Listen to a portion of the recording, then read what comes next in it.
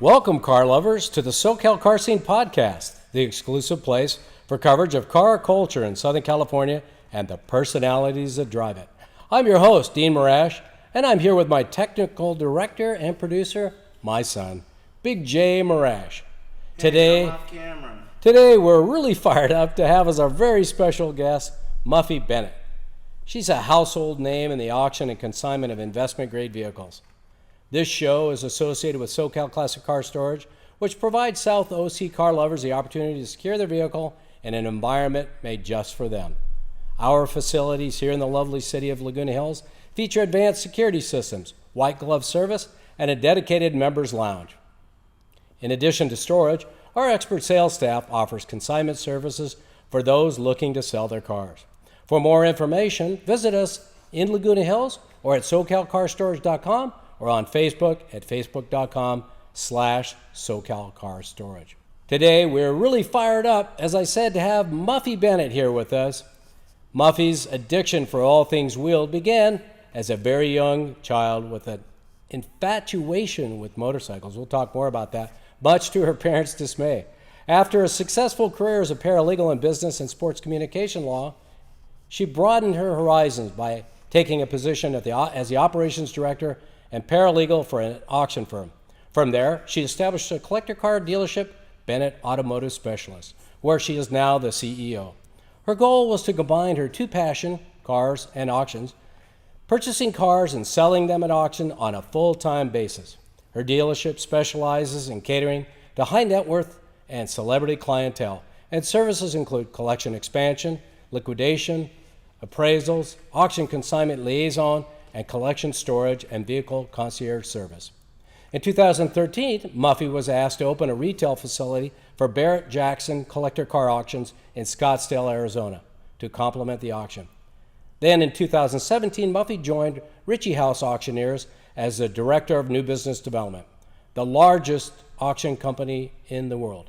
Most recently, the company has acquired Leak Collector Car Auction, which boasts the largest online collector car bidding database in the world. Muffy, thanks for joining us on the SoCal Car Podcast. Thank you so much for having me, Dean. It is a pleasure to be here with you today. It's absolutely our pleasure. And you know what? It's something else to have as our guest, as you know, what I've heard is the first lady of collector cars. Is that true? Well, that's what I've been called on a number of occasions, and I just picked up that nickname and ran with it. Yeah, that's what I'm called. Well, it's quite an honor. What's the origin of you becoming that name? Well, I've been infatuated with the cars and motorcycles since I was a little girl, and I just, everything I do, eat, live, breathe, sleep, cars. It's in my blood. It's my passion, and a girlfriend once upon a time said, you're kind of like the first lady of collector cars, aren't you? And I said, yeah, I like that. That's cute. I might stick with that. So I ran with it. It's on my Instagram page and a couple other places online. Well, it's well-deserved based on everything we know about you as we've gotten to know you as a car friend. So, well, we've got, we're going to go right into some of the good stuff. Now, there's a vicious rumor going around that you sold the original Batmobile. Inquiring minds want to know, is this a urban legend or is this true?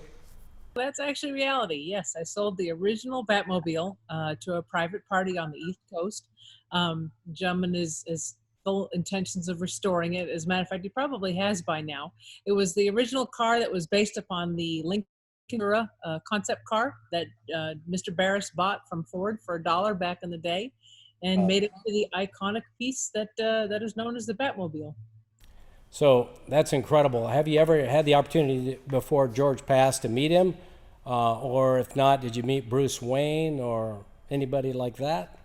I've met Mr. Barris on a number of occasions throughout my career. Yeah, he was an amazing guy. May he rest in peace. Phenomenal talent, a very artistic and articulate gentleman. And when he passed away, the hobby really did lose an amazing man. So yeah, he's a good guy. Well, when I was a boy growing up in Northern California, we went to the Grand National Roadster Show in Oakland. That's where it used to be when it had its origin. And I remember going there late 60s, early 70s with my father, and all the cars that were in that show, for the most part, were custom hot rods. And that was kind of the, for me, that really, those were some of the most influential builds of my generation. And now, of course, things have changed, but I really think he drove the design and the customization world for decades.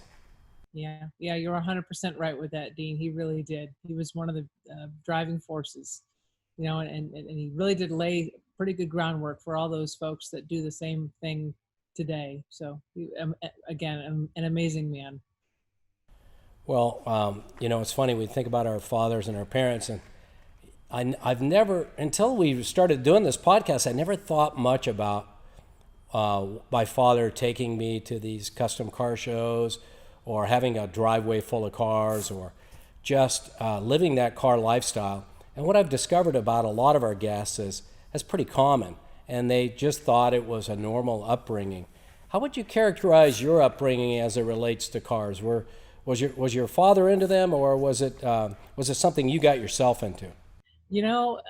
One would think it would be my dad would have gotten me into it, but truth be told, he's not exactly a car guy. I somehow, some way, just became infatuated with specifically motorcycles as a youngster. My mom, being a nurse, was not happy with that. I can't imagine. I can imagine, and but I didn't have any of those influences, unfortunately. But I did manage to develop it on my own. And growing up, I spent a lot of time at local car shows. The longest impromptu car show running in the United States is down the street from me. I used to go to it in high school, and the ideal weekend evening nights were spent looking at all the new models as they came out of the dealerships. It's not like they'd sell a car to a youngster, so I used to creep around the dealerships at night, knew all the security guards, just loved looking at the new cars and the nuances between the new model years and whatnot. So sadly, I didn't have that influence, and we don't know where it came from, and I don't care, but All right. Well, we're going to add that to the research database, that it doesn't have to be somebody to blame in your family for your addiction, okay? Yeah, all right. Sounds good. I think you should. Yeah. So, hey, let's talk about the elephant in the room, which is COVID-19, and that's front and center for all of us. And many states are starting to minimize the impact financially and opening doors, and the car world is starting to open up a little bit. We haven't seen full-blown car shows here in California, but has it had a lot of impact on your auction business or your consignment business? And if so, how has that changed? Well, it has had an impact. It's had an impact on us just as it has everybody else. We fortunately, Ritchie Bros has an amazing platform in one of their sister companies called Iron Planet, and Lake Auction Company was able to pivot right away and go from live events, live auctions, to straight into selling online on our e-marketplace platform, where you can list it with a buy it now price type approach. It's been a phenomenal journey. It's disappointing because the car culture, as you know, is very, very social. Right. It's been heartbreaking. Every auction that we've had in the past is like a old home week. We see people we haven't seen in since the last auction or since last year. They're regional. Lake did have an auction slated for this upcoming June, end of June, which sadly we had to cancel. But it's in the best interest, we believe, of our customers and attendees alike. Better safe than sorry, if you know what I mean. So we're considering doing an online auction in its place, maybe not in June, maybe further down the road.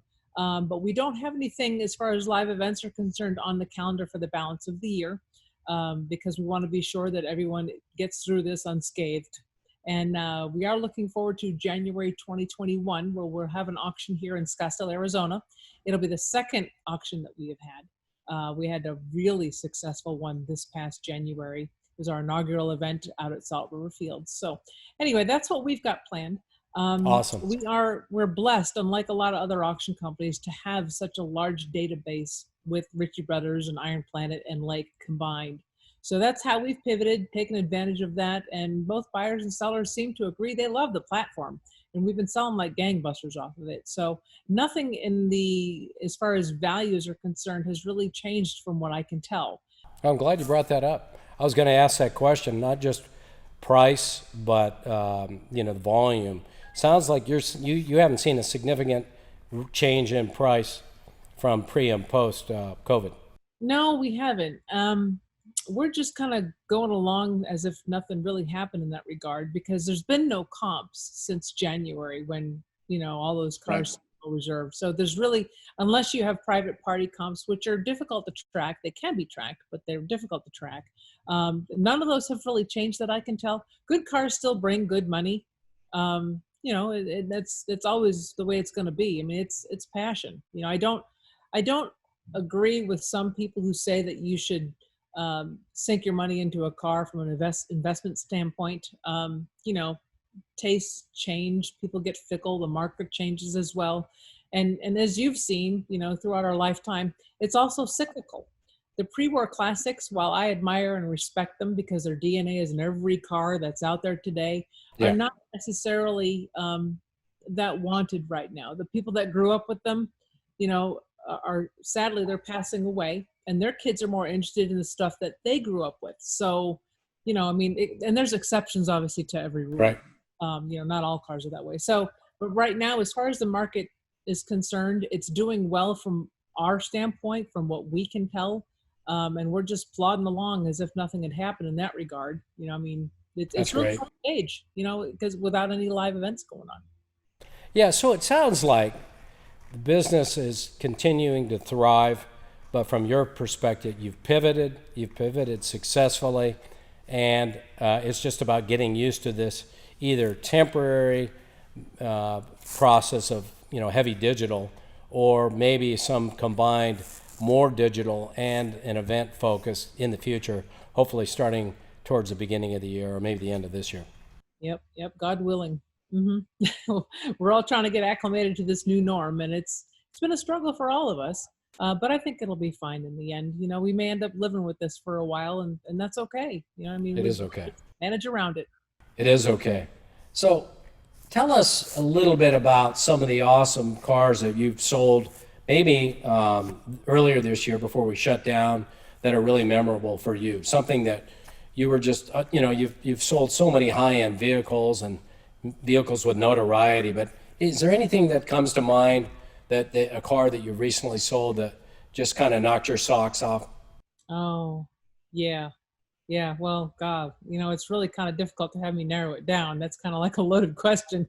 My heart's like a timeshare when it comes to some of these cars. I feel the same way.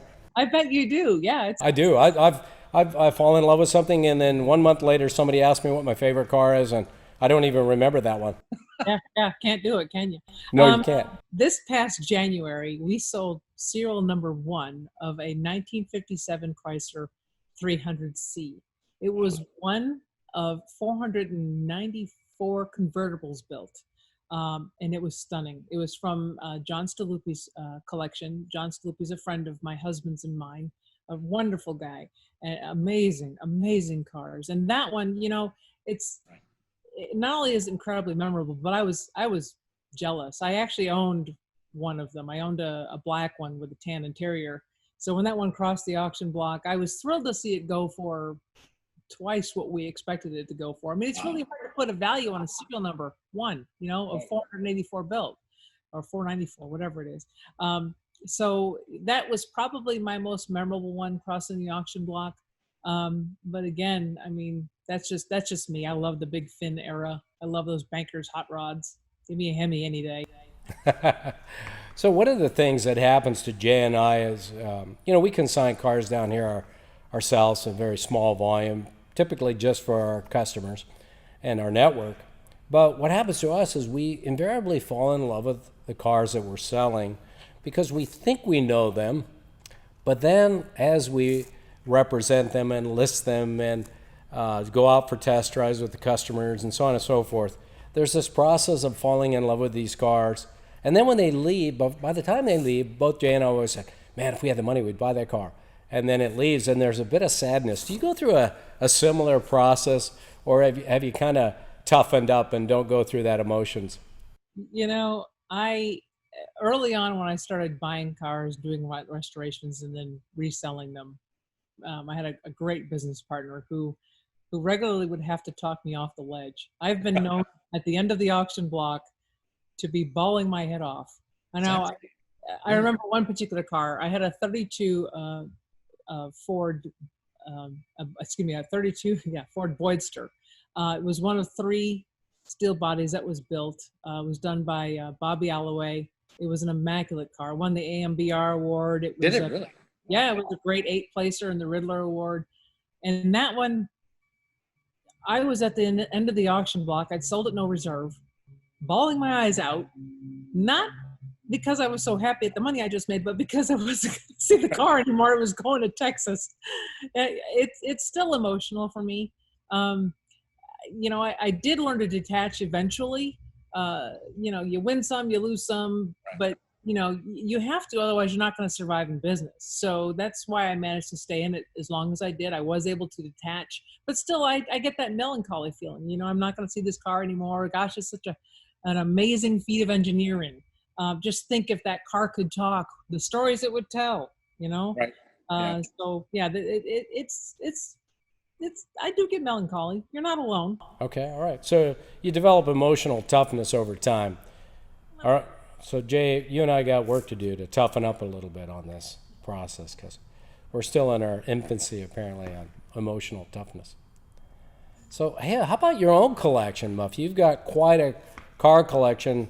I do know that you've got that 58 T-Bird. I'm not going to say what the name of that is because I'll let you say it. Is it 58 or a 59? Actually, I had a 58. I sold that one. I now have a 59 Resto Mod, and that thing is badass. It's got a 351 Ford racing engine in it, mated to a C4 automatic transmission.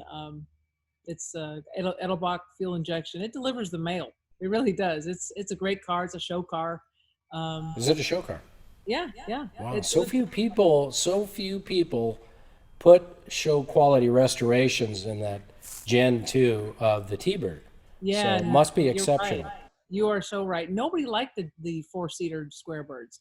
It was like a betrayal to the brand. Everyone loved the 2-seaters, and the 4-seaters came out, and people were like, ugh.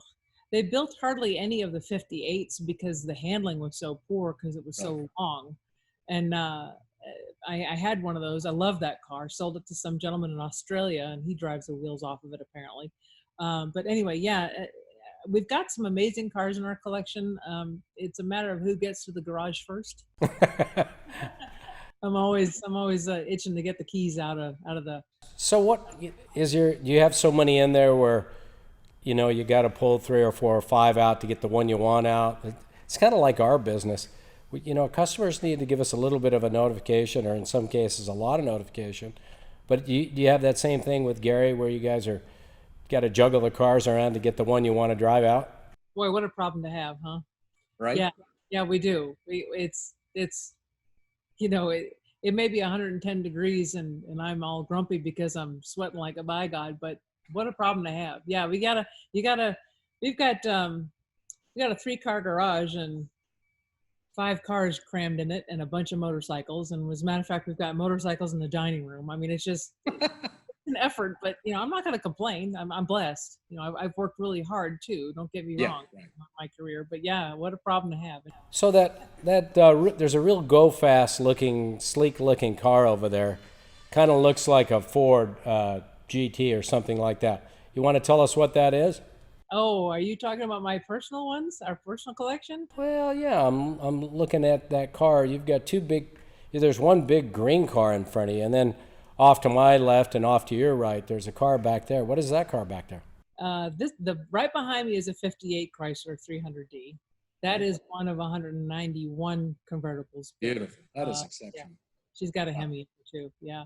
And on the other side of her rather, is the Duraflame Ford Taurus. I believe it's a 2008. That's not actually my car. That's a consignor's car. Yeah. So what's the difference between that and a Ford Taurus show? That was a high performance at the time, as I recall. Yeah, well, that one's built for racing. That is strictly a race car. That is a race car. Yes, it is the Duraflame race car, yeah. I don't think I've ever seen one of those. You haven't? Oh. No, but the weirdest Ford I ever had, Muffy, I'll be honest with you, was a Merkur XR4 Ti. Really? was either buy that or I remember the Turbo T-Bird at the time in '86. And I bought the Merkur because I just thought, wow, look at this cool car. Turbo, whatever that is, and kind of go fast European looks. I'm gonna have that car. Yeah, they were cool pieces. I can't say I've ever seen one in person, but I have read about them and seen them across the auction block with other auction firms. Yeah, that's a good choice in my opinion. Something different. I always have oddball cars. That's a problem. And it's not a problem. There's a butt for every seat. You can't go saying that about yourself. Come on, Well, look at the stuff that I like. We've got high performance stuff. I've got a Mini Cooper at home. It's a you do? 2-seater roadster. And my husband came back from a trip a few years ago, and I said, "Oh, I was still out of town for some car show, I'm sure." And I said, "Would you mind picking up my Mini Cooper? It's over at our buddy Andrew's place getting work done." And he said, "Okay." So he Ubered over there from the airport and picked up the car and asked me what on earth I had done to it. And I said, "I just had some tuning done to it." $3,800 later worth of tuning. It moves, I mean, there's a butt for every seat. I'm not going to judge. That's my grocery cruiser. Jay, my son and my technical director / producer, likes to give me a hard time for my 1949 Nash. Oh, you have a Nash. Oh, Yes. It's It's a 600 two-door, and I think his quote is, "Dad, that car's so ugly, it's cool." Exactly. So, But I never judge anybody for what they like. thank you. Because there's somebody out there likes wacky stuff too. I mean, look what I like. Nobody likes Thunderbirds. I'm crazy about them. Went to prom in one. It was this color. I had my mom make my dress to match the car. I was this giant teal nightmare. That's hilarious. Reminds me of my prom. My girlfriend's mother made her dresses too. What was that a thing when we grew up? Can you imagine somebody's mother making their dress for prom now? They'd probably cry and never go. Oh my gosh. Well, I fortunately had some input in mind, which is why it matched the car. That's hilarious. It's goofy. Awesome. Yeah, I'm diehard. Diehard, going all the way. Yeah, you're the exception to the rule. That's for sure. So let's talk about some of the paths you've crossed in this business. You've met so many tier 1 celebrities in the car world. I noticed Leno and Shelby. There's pictures of you hanging out with those guys. And you've hobnobbed with superstars in the rock arena, Bret Michaels, for example. But was there somebody that really kind of blew your mind, that kind of got you off your game a little bit, got you a little bit on edge or nervous?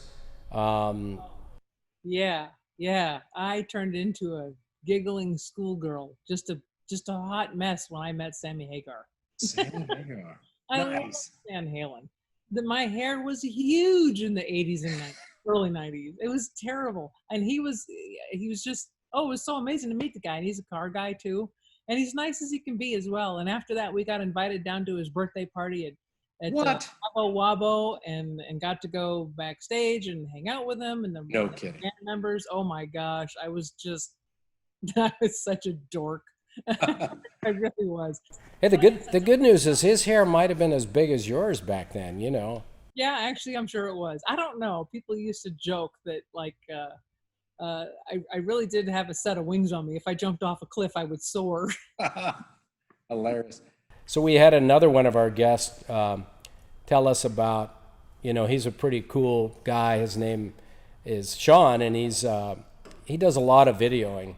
And we asked him a similar question. He was on our podcast, Sean from Autotopia LA. We said, "Hey, who is it that really blew your mind?" And he said, Eddie Van Halen. Was it Eddie? Alex, excuse me. And I said, "Well, what was that like?" He said, "Man, I was so nervous.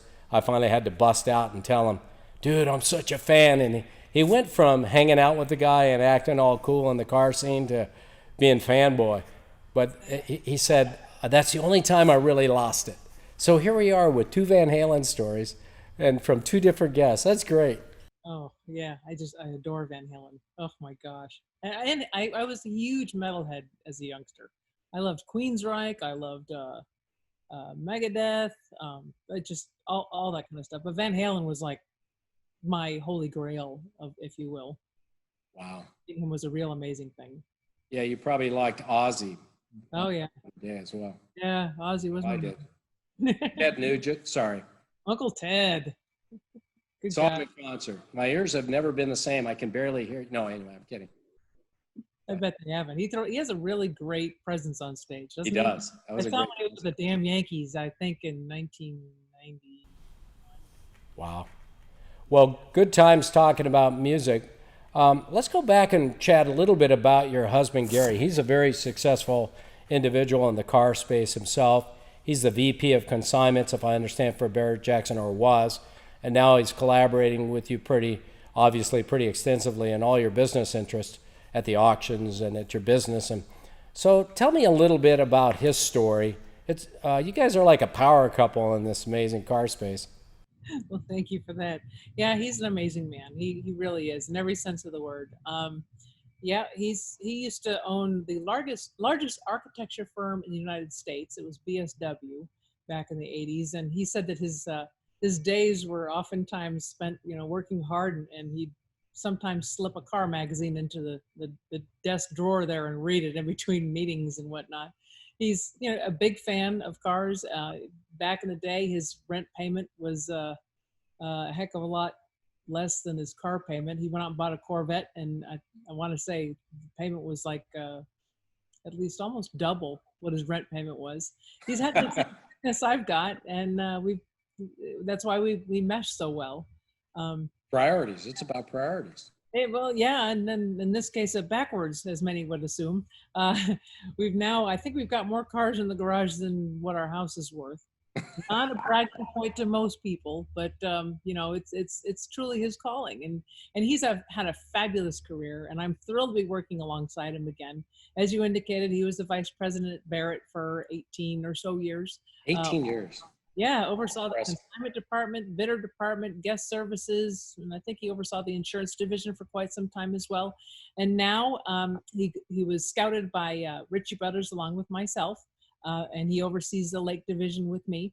And it's fantastic to be working so closely with him. We truly do have a lot of fun working together. We're really bad when we see a car across the auction block that we fall in love with.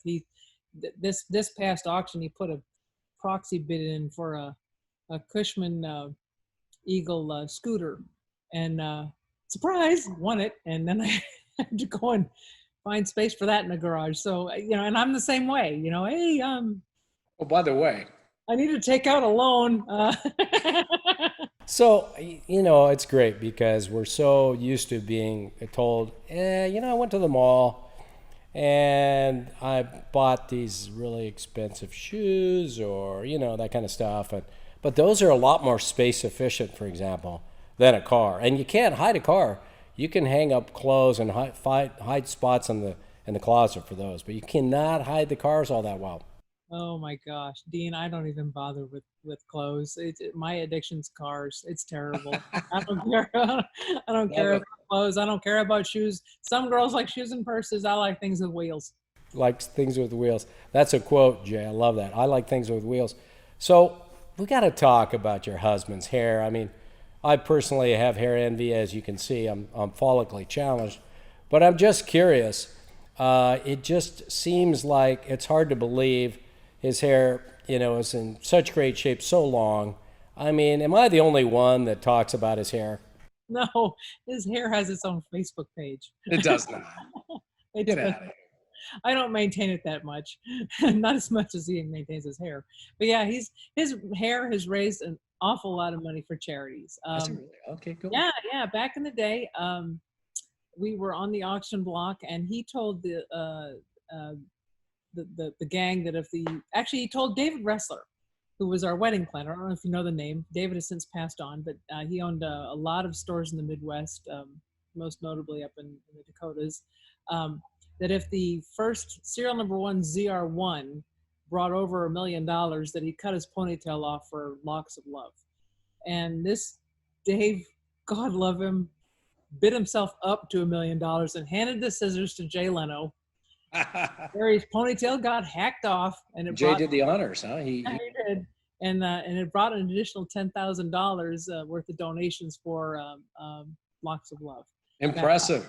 Yeah, and it's the second time. That was the first time he's done it. He's done it another time as well, benefiting St. Jude's Children's Hospital. Oh, that's great.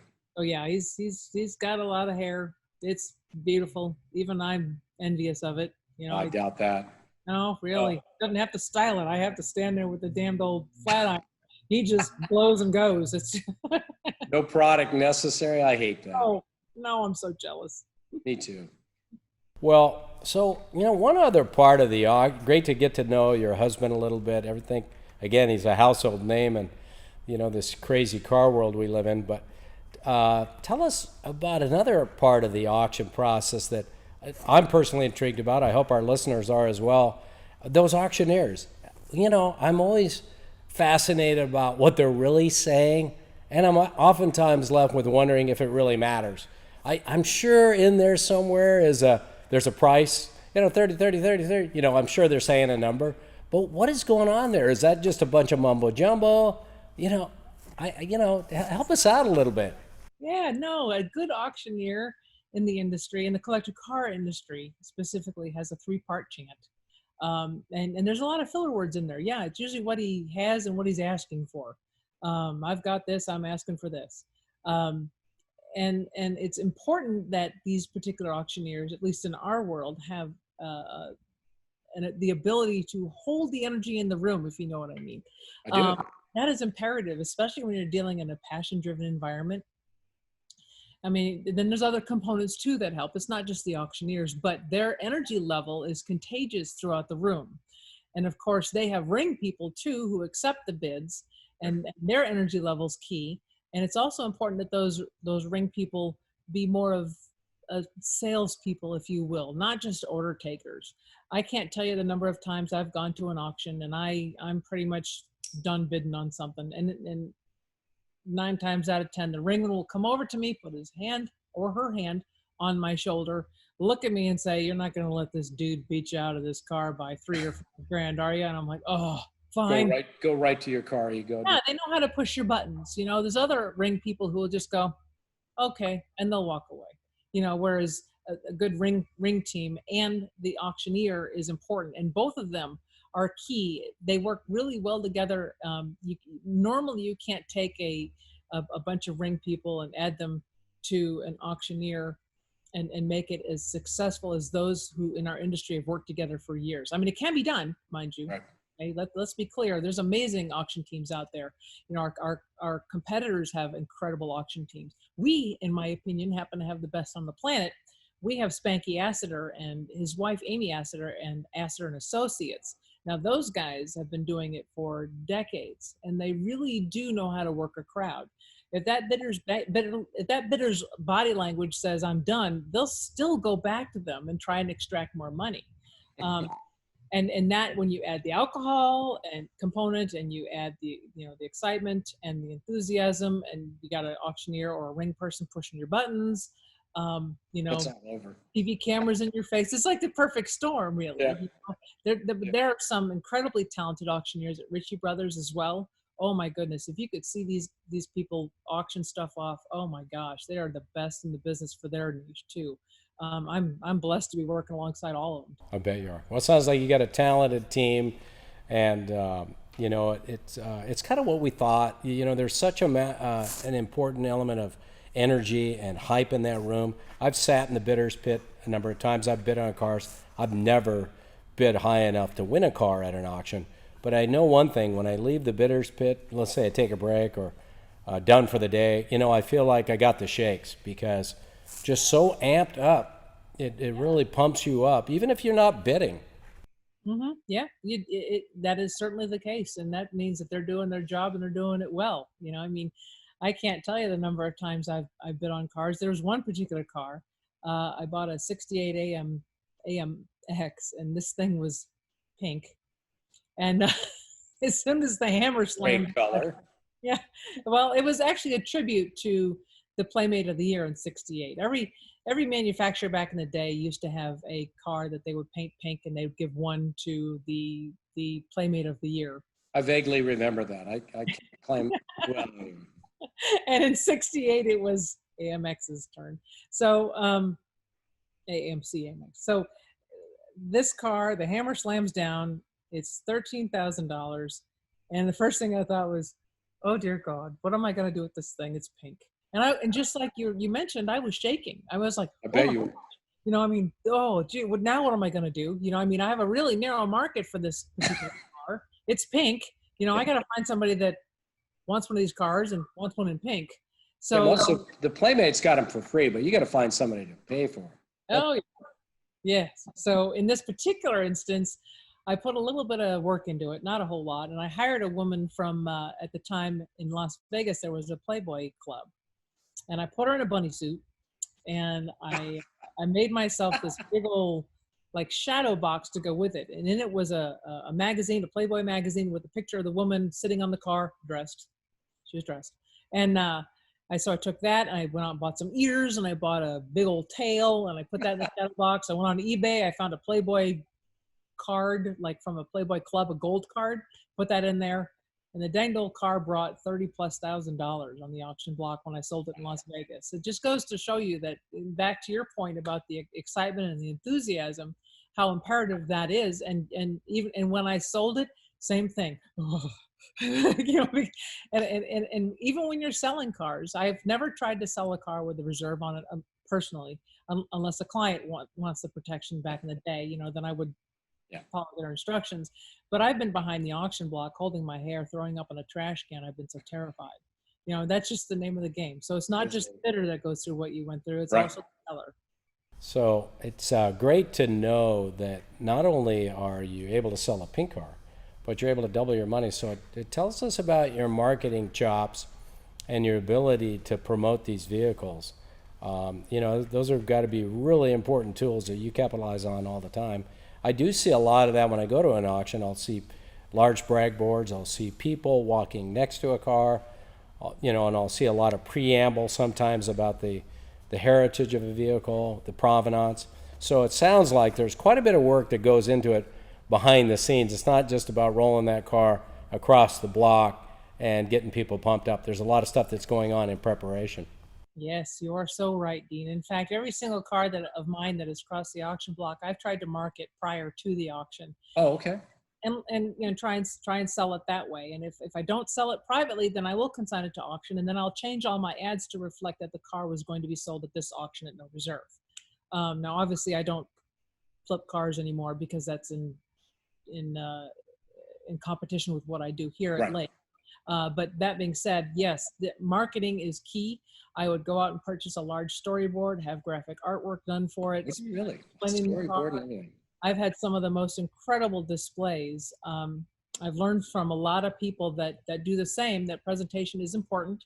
When it came to both of our Grade 8 winners that I've represented, one of which I owned, the lighting was imperative. I would set up the entire display that they used at the Riddler Awards, right down to the carpet. And I would stand there all day long and answer questions and try and engage potential bidders. And you have to treat everybody the same, because even though they don't have a bidder badge on, you never know who you're talking to. Like Ron Pratt, for example, was one of the top buyers and sellers at Barrett. And Ron typically wouldn't have his bidder card exposed. And he'd be wearing a flannel shirt and a hat, have a pair of glasses on, pair of jeans. And he bought, I'm just going to use a rough estimate out there, $100+ million worth of vehicles. And, it's people like that. You talk to them all. They'll come walking up to you, and the first thing I say is, well, what do you think? And they'd ask questions. They'd say, oh, it's pretty nice. And then we'd engage in conversation. And people would ask me, what do you think it's going to go for? And my answer was always, I just hope that two people get into a bidding war, because it's going to go for whatever it's going to go for, Yeah. But marketing and presentation is really important, especially in a passion-driven world, as you can imagine. Yeah, well said. Well said. Hey, so we've got a couple of other things that we want to touch on a little bit. I know you've dipped your toe into some areas, and you probably don't have time to, go down those rabbit holes. But I've seen you to some extent in some race cars or some race car training or an academy or two. Tell us about that. Any possibility of you going back into that arena or not? I would absolutely love to, but first off, time does not allow. Space does not allow. I did get my road racing license. Oh my gosh, from the Bondurant School of High Performance Racing. Oh, that was my dream when I was young. Bob Bondurant School of Racing. You should do it. There's still time. You know, it's a lot of fun, and not only does Okay. it sharpen your skills and get you licensed, but it just an everyday accident avoidance. You know, as you are aware, you got to drive for people because they're not always paying attention. So it really does improve your driving, generally speaking. Now, I would love to go into racing, but in the grand scheme, time doesn't allow. And let's face it, I ain't getting any younger. You know. All right. All right. I'm not even going to touch that. Bless your heart. Thank you. Yeah. You know, motorcycle racing, that's something I've always dreamed of doing too. Same thing. I'm bad enough on the roads around here. I probably don't need to be behind the wheel of a race car, truth be told. How about Gary? He's quite the race car enthusiast. Has, He is. yeah. Gotten serious about that or in the Oh, past or yes. That was his drug back in the day. You know, he's drug of not, choice? Yeah. never really drank much. He's never done drugs, but that was his addiction. He once chartered an airplane to fly 4 new tires from the other side of the United States out to California so he could compete in vintage Trans Am racing. No kidding. Yeah, he's done vintage NASCAR. He's done the Trans Am series. He's done open wheel. He used to hold a record at Hallett Raceway. Actually, I think he still does. I'm not entirely too No sure. kidding. In Oklahoma. Yeah, I mean that man can drive the wheels off of anything. It's What just kind of car was he running in vintage Trans Am? honestly, I don't remember. I want to say no. I'm not gonna throw it out there because I probably won't be right. I just bring it up because It's tough to tell because he's just as bad with race cars as I am with regular cars. Yeah, the reason why I ask is I've got a 67 Cougar XR7 Dan Gurney special, and, I just love that vintage 67, 68 when, the Trans Am series was going strong. It might have gone on to 70. I don't know when they stopped it, but what a great time for automobile manufacturers, for car enthusiasts like myself. And, matter of fact, one of our customers has modified a 1970 or 69 Mustang and created a modern version of a Trans Am inspired car with all modern technology, but Trans Am inspired looks. And this Trans Am still influences design to this day. What a legacy that platform has created for car people. Boy, it sure has. Yeah, they were amazing type of car. And you're right from a design standpoint. So what about other areas you've dabbled in? Acting, I see there's a little bit of that in your background. Where do people see, Muffy and her acting, with all of her acting chops? Is that something that you did for just a brief period of time, or? Yeah, that was really brief. Short-lived. I was hoping you wouldn't bring that up. sorry. No, it's all good. Delete, edit. What if we promised to edit? No. I had a really nice gentleman who was the executive producer for Are You Smarter Than a Fifth Grader approach me and asked if I wanted to do a sizzle reel in regards to what it is that I did. So I did a sizzle reel. It was a lot of fun, but the problem is that there was just me and a couple of other employees, and the turnaround wasn't going to happen. They wanted you to turn cars around fast, buy them, put lipstick on them, and go. And mine, I aimed for really, really high margins, and my sales cycles were really slow. I mean, I can't turn a car in 3 days. It's just not going to happen, and I didn't have what it took in that regard to make something like that successful. Richard Rollins makes it look so easy on TV. Are you sure? Yeah, he does. And he's really talented. He is a very businessman. He's a pistol of a guy too. But he's never met him, but he just looks like a lot him. He's a blast. He's really a force to be reckoned with. He's got an incredible business savvy about him, and he's got the ability too that I didn't have to be able to turn these cars around a little quicker. And truth be told, that's pretty much what it takes. Not just that's what they're looking for. Okay. They're looking for you to move. And honestly, I'd rather, if I wanted to be on TV, I'd go stand on the auction block with my husband at the other auction company. And it's really not me. I'm happier behind the scenes, truth be told. You That's guys, have you thought about doing hair commercials, the two of you? Shampoo or he should.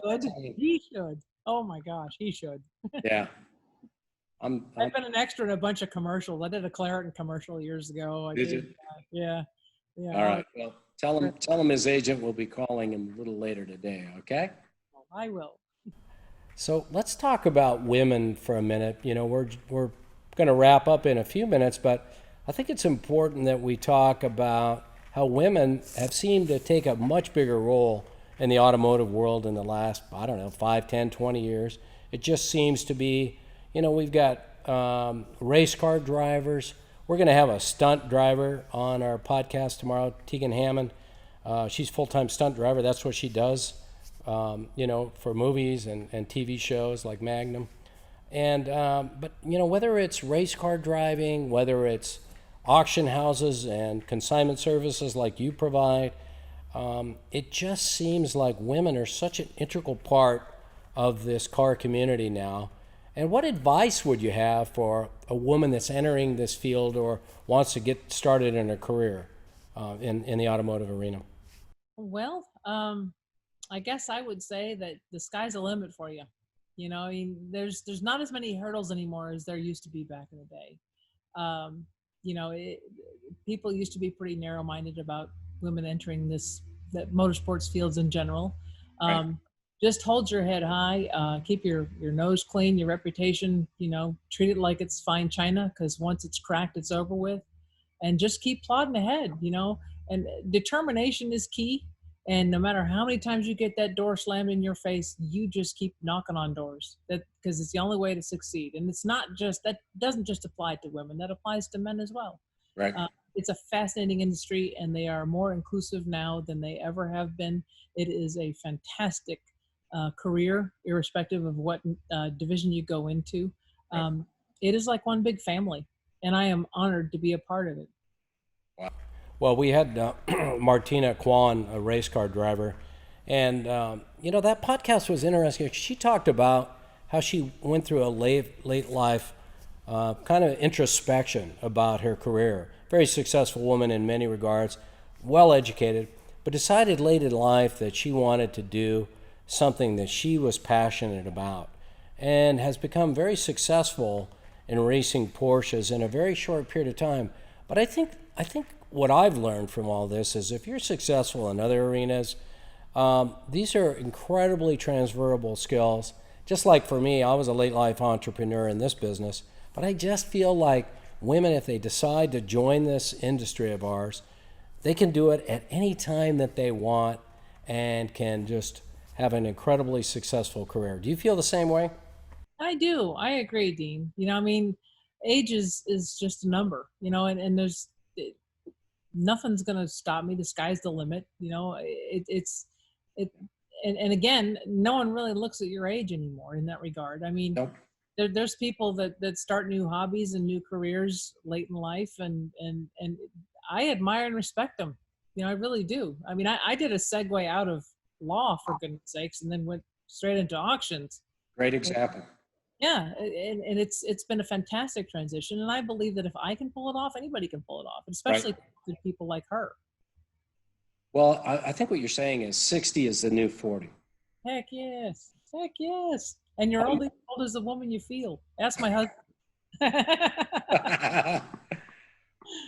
That's hilarious. So what's next for you, Muffy, professionally and personally? What's on the horizon? I know COVID-19 is this huge, cloud hanging over our head, but eventually, that the clouds are going to break and the sunshine's going to be back. And I'm starting to see some of the sun sticking through the clouds right now as it relates to that. But what's next for you? I absolutely love Ritchie Bros, the parent company that Gary and I work for. They are a phenomenal company to be associated with. They haven't laid anyone off during this pandemic. They pivoted hard and fast and have done a phenomenal job. And I look forward to staying with them the balance of my career, truth be told. Really, I can't sing their praises enough. And it's not just the entity itself, it's the people that are involved in it. I have met more amazing people through my journey joining Ritchie Brothers and Iron Planet and Lake um, than you could shake a stick at. I mean, really, they're the reason I'm here. They support us. They support all of us, the entire Lake team. And as far as my career, I'd like to finish it out here. I mean, you never great. know what your crystal ball will say, but that's my intent right now. Great. I'd love to take Lake to the next level. I think it has an awful lot of potential, especially, sadly during this pandemic, others have struggled. We have managed to pivot successfully. And I do think it has a lot of potential given the backing of Ritchie Brothers. So, the sky's the limit for that one. Congrats. Well, we're excited to see how just incredible the future is for you and your husband and all that you do and all your business, in tremendous business accomplishments. And we just can't wait for your success. Thank you so much for being our guest today, Muffy, on the SoCal Car Scene Podcast. You were awesome. Thank you very much, Dean. It was an honor and a pleasure to be speaking with you. It's our pleasure. And for those of you that want to enjoy this podcast, please go out on all the various platforms that offer podcasts that you're familiar with, like Apple iTunes, Stitcher, YouTube, for example, and many others. But you can also find us on SoCal Car Storage /media. But thank you once again to our guest, Muffy, and we look forward to you listening to and watching our podcast. And please hit that subscribe button and give us a follow or a like. Thanks again.